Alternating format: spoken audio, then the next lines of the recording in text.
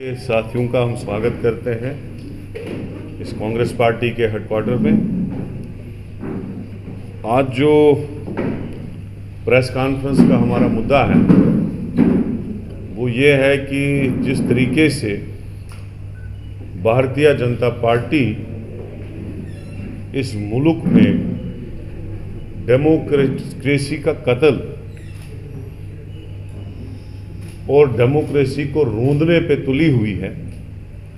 हमने आज तक आज़ादी के 77 साल में ऐसा जो सिस्टम है बीजेपी का, जो बीजेपी ने एक तानाशाही का दौर चलाया हुआ है, वो हमने कभी नहीं देखा। आप प्रेस वालों ने भी नहीं कभी देखा होगा। कांग्रेस पार्टी अलाव के 11 बैंक खातों को सीज कर दिया गया ड्यूरिंग पार्लियामेंट इलेक्शन, और कसूर क्या था कि 1 महीना हमने अकाउंट अपने सबमिट करने में डिले किया, जिसका ज्यादा से ज्यादा जुर्माना जो है 10,000 रुपये है इनकम टैक्स के एक्ट के हिसाब से। और बीजेपी क्या करती है, एक तो 115.32 करोड़ हमारे अकाउंट से डिटेक्ट किया जाता है और सीधा बैंकों से उसको ट्रांसफर किया जाता है गवर्नमेंट के खाते में, जिसमें इन खातों में टोटल 210 करोड़ था, जिसमें 115 करोड़ निकाल लिया और बाकी जो अकाउंट्स हैं वो सारे सीज कर दिए।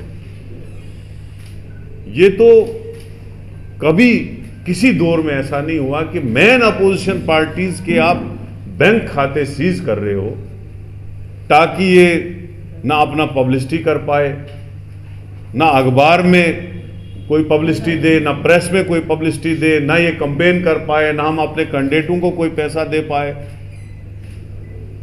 तो ये मुझे लगता है कि ये हिटलर के दौर से भी बदतर दौर गुजर रहा है इस मुल्क में हमारे।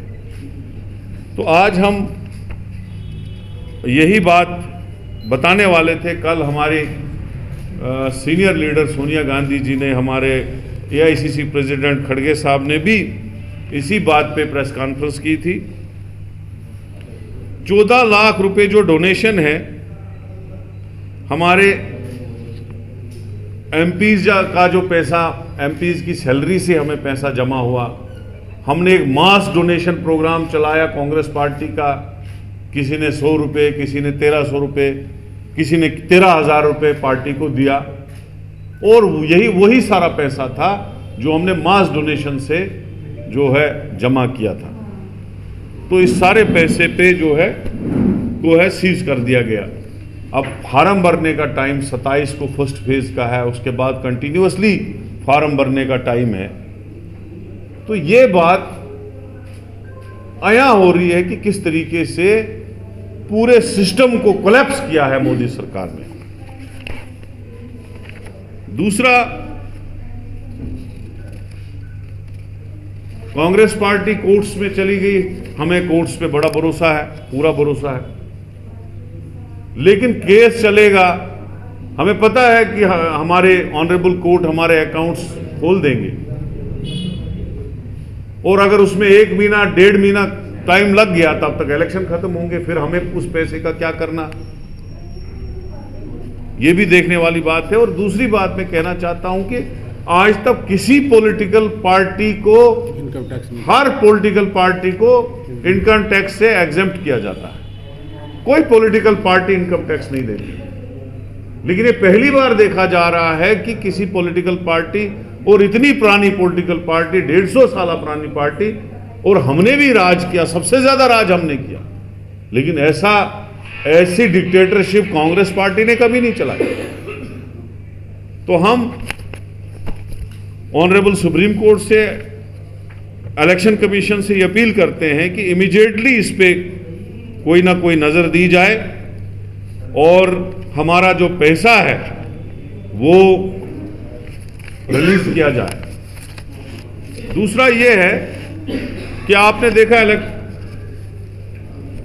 इलेक्टोरल बॉन्ड स्कैम आ गया। आप भी देखना, आपने ऑनरेबल सुप्रीम कोर्ट ने निकाला एक बहुत बड़ा घोटाला जिसमें सबसे ज्यादा पैसा जो है बीजेपी ने लूटा है लोगों से, और उन कंपनियों से।